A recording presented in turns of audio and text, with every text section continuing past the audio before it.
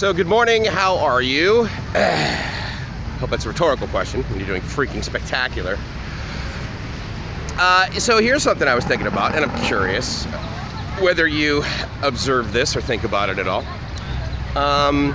So I'm talking with the locals, as I do when I'm anywhere, quite frankly, whether it was in Mexico,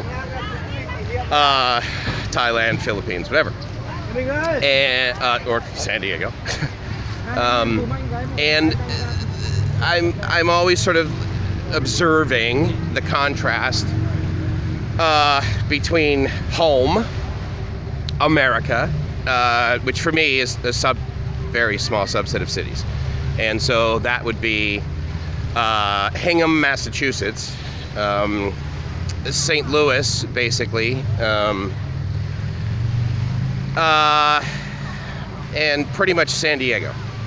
Those are sort of the places that I've frequented. I've been to many other cities, like for conferences and conventions and vacations and that sort of thing. Although I suppose I do have a little bit of experience in the Florida Keys. Regardless, I'm an American. I was born in Massachusetts. So I have this contrast, right? And I think that we all do that sort of thing. As an example, after coming to Thailand for a while, I then went to the Philippines last December, January. And when I got back, my friends were like, "Oh, what'd you like better, Thailand or the Philippines?" And the answer was simple, which is it doesn't matter because I can get from one to the other for $100. And each of them offers a completely different thing.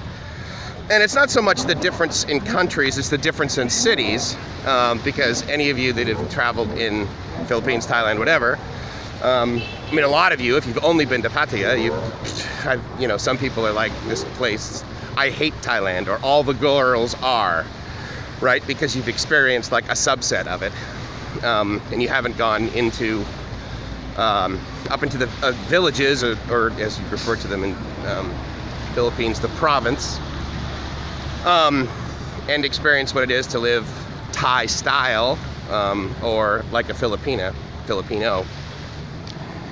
Anyway, so we make these contrasts, right? And so, based on our own past personal experience.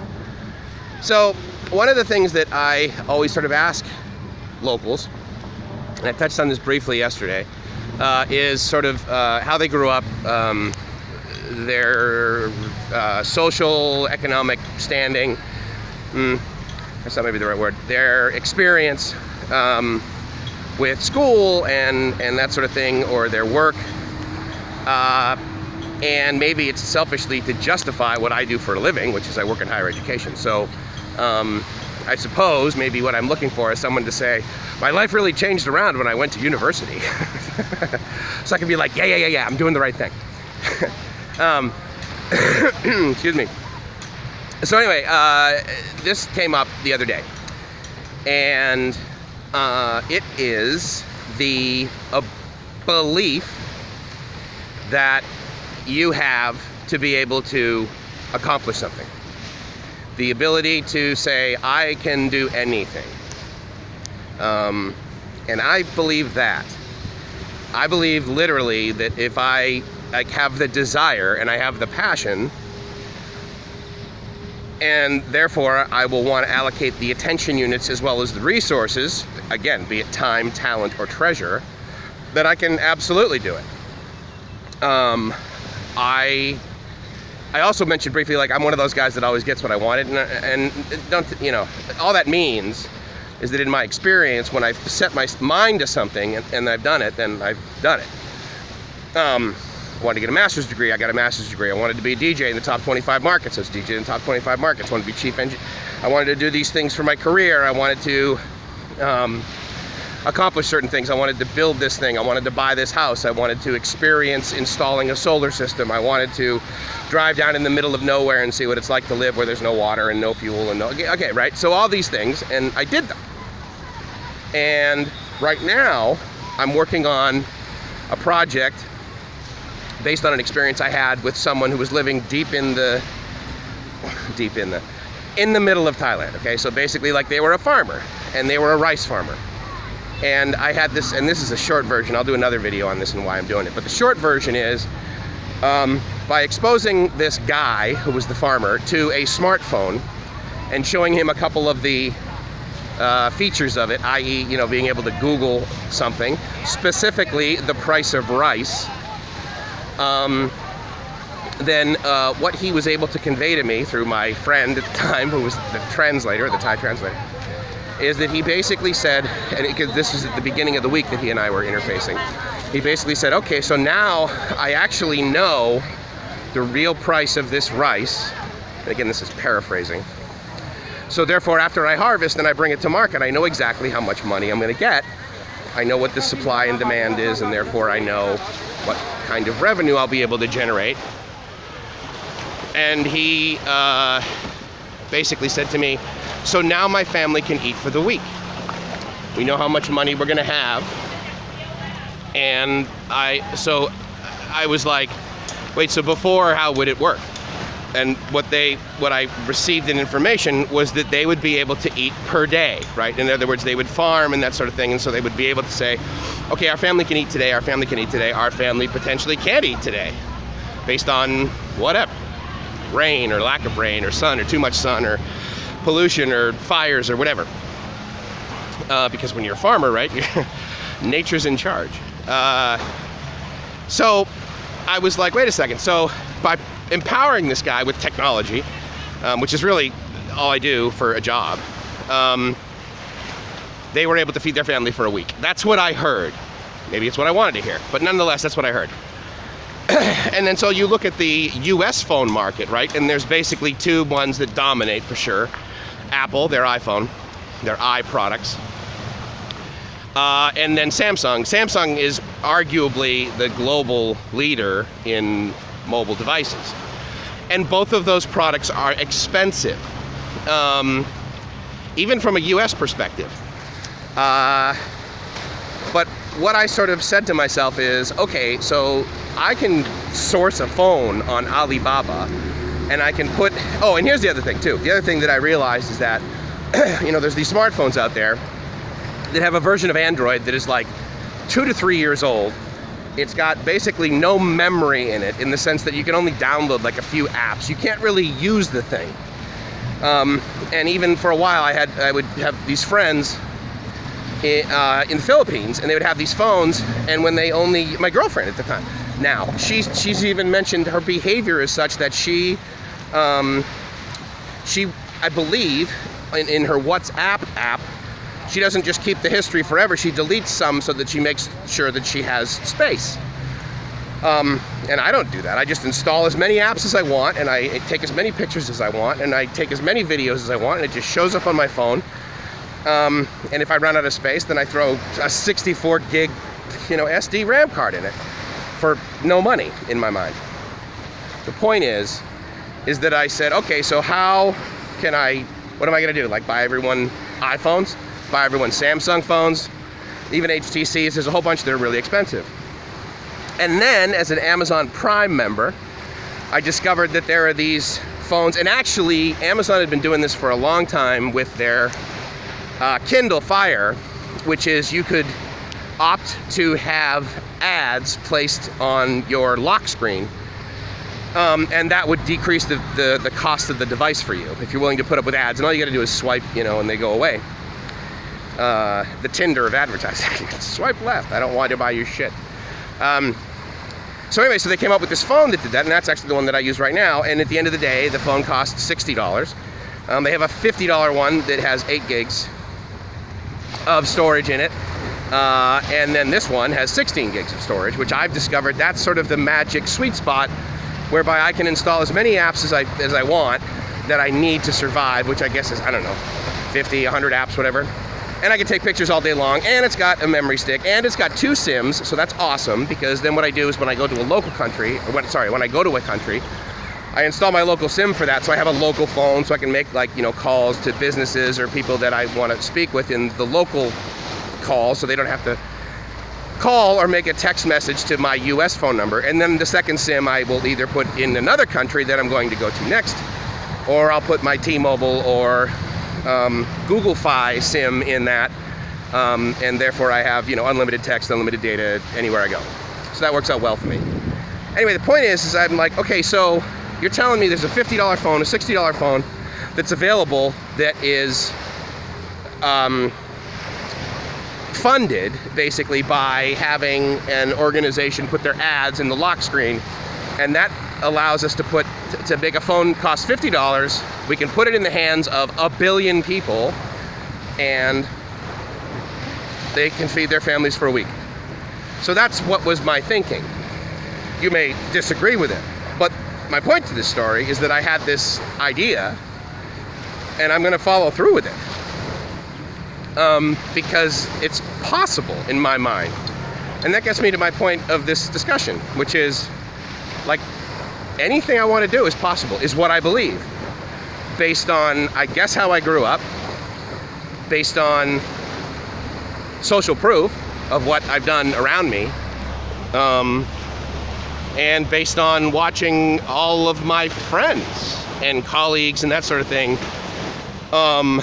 I have a really great friend who I call my sister, basically, who is Novelina, and I met her in grad school, and she and I, you know, became close and would talk about, like, the desires we have, and we would talk about these things that others may judge as being crazy lofty goals.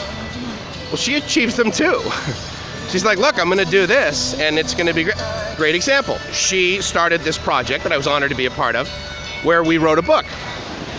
And I don't, you know, no one starts out running a marathon to finish in 6.5 days. I mean, I don't know. At least I don't think they do.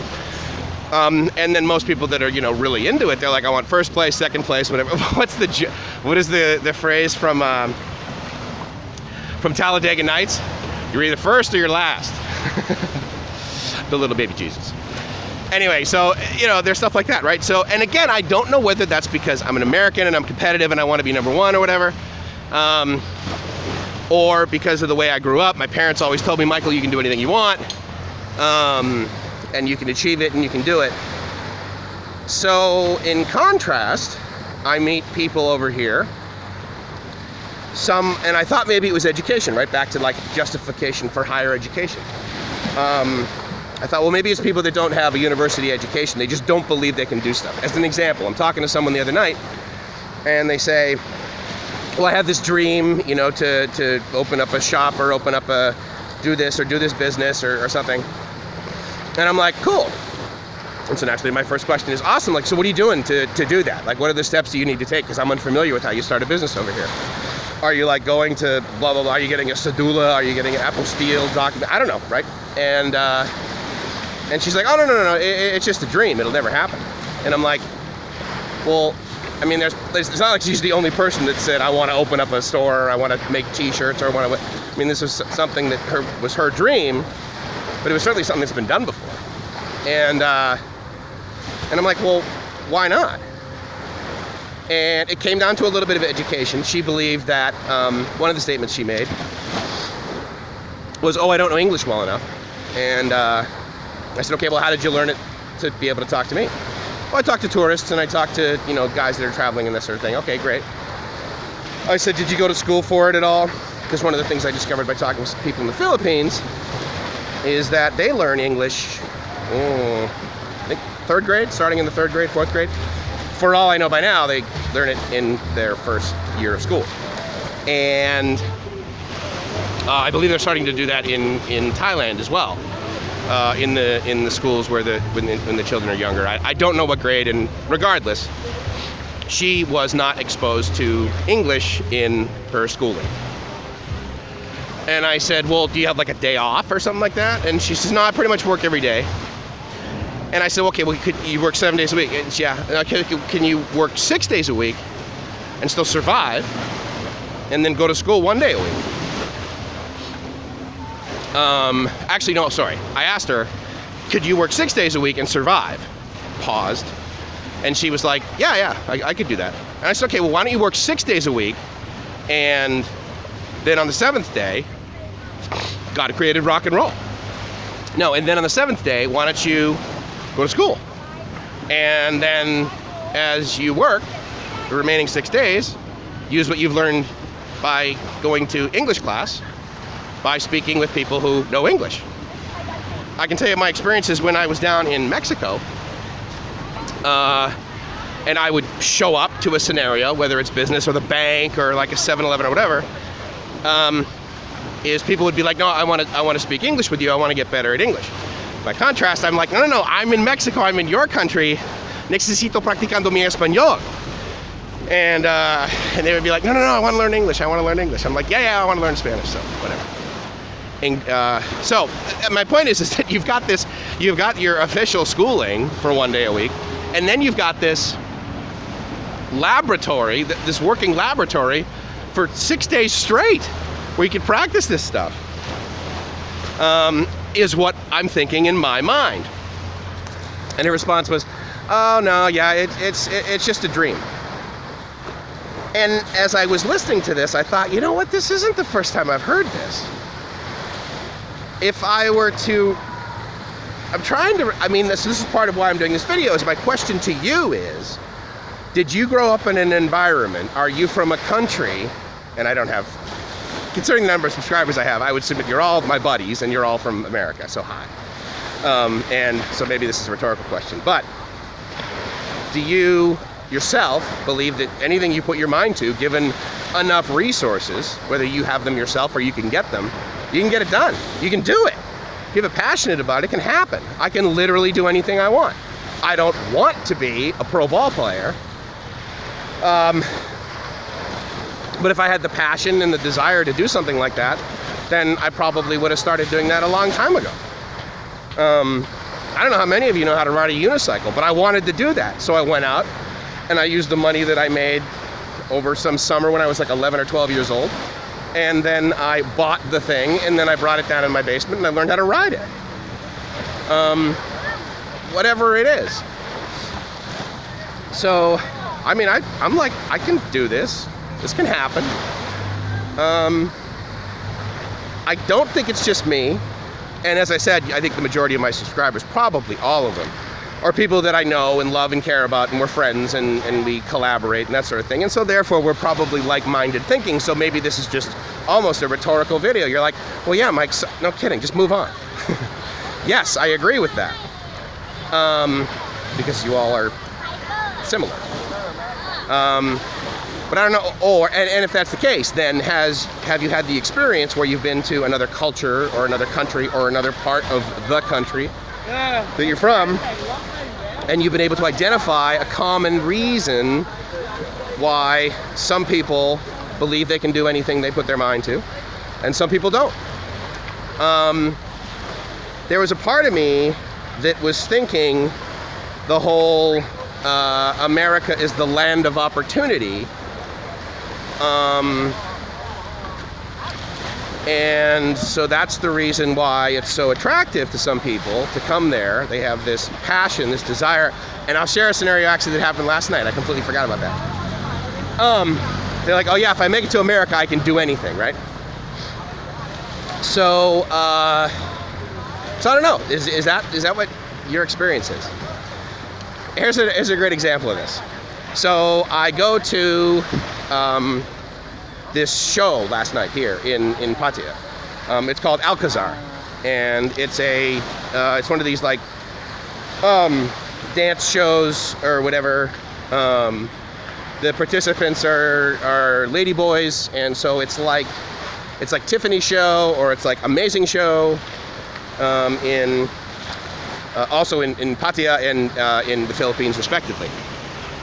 And it's okay. I mean, I've been to Las Vegas like 100 times, and I've seen tons of shows there which are from a level of production, energetic dance quality. They are over the top, excessive, amazing, gold standard, best freaking performances you've ever seen in your life. Oh my God, how can these people do this day in and day out? Cirque du Soleil, great example. When's the last time you went to a Cirque du Soleil show and said, yeah, I don't know, I mean, the tickets were free, but it wasn't worth my time? Bullshit. Cirque du Soleil's epic, dude. So anyway, so I go to this show, and I'm there by myself, and so I buy my ticket, and I get an aisle seat, And I come in and I sit down, and there's this girl sitting next to me. And I'm like, hey, how's it going?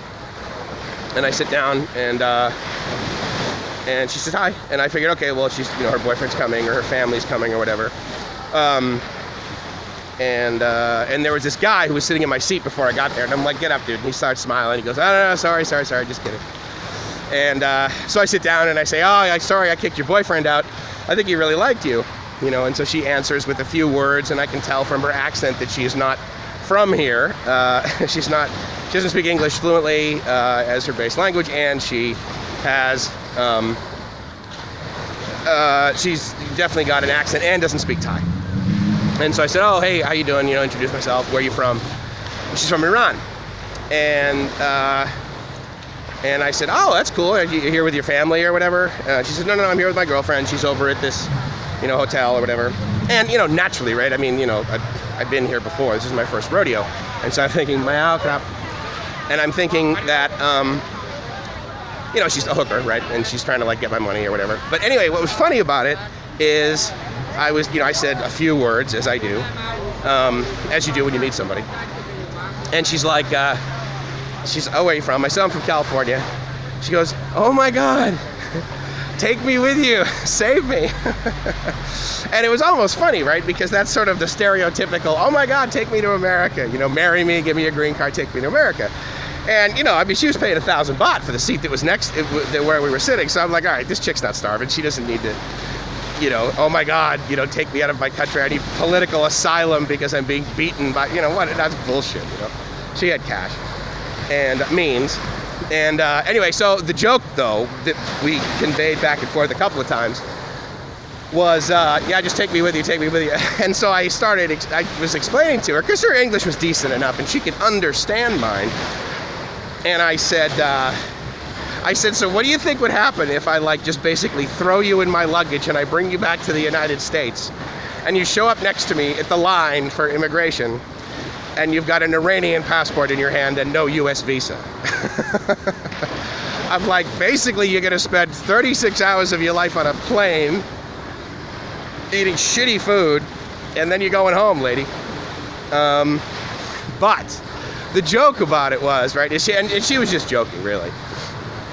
But she was saying, and so she would just joke, and I'd be like, all right, well, enjoy Pattaya, have a great night, or whatever. And she's like, take me with you, save me. And so, it was a joke, but the point is that it's one of those sort of,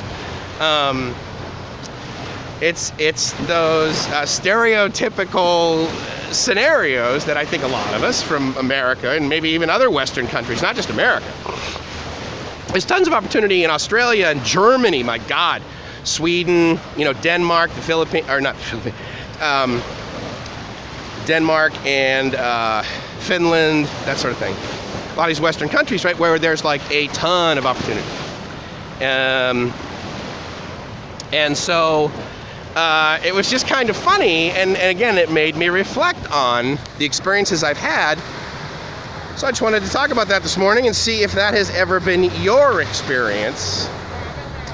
Do you interface with people? Okay, first of all, do you have the belief that anything you put your mind to, you can get done? Given the right amount of resources, it's like, okay, well, I don't know how to do this, but if I go to school for 19 years, like it or not, I'll be able to be an expert in that field and I'll be able to change the world and add value.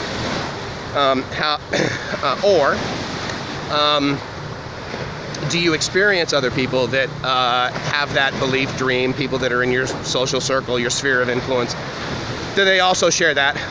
And third, have you had the experience going to other countries and other cultures that people who are not from where you're from don't have that? And as a sub-question to that, do you believe it's based on their education, the surroundings they've grown up in, and that sort of thing? And I'll end this video like I do all of them because I truly believe this is possible and it's not just a fantasy. And I'm not I don't have this wonderful life by my definition. You may think it sucks. I don't have this wonderful life because it's something that was just given to me. I mean, I had to work on it, but I'm truly living the dream. And I hope you're living the dream. Because honestly, if I'm not living the dream, I'm doing it wrong. And I would submit that if you're not living the dream, you're doing it wrong. So let me know if I can help you in any way to do that. I'd really like your response to, do you truly believe you can do anything if you put your mind to it? And why do others not believe they can do anything they put their mind to? Hope you're living the dream. Ciao.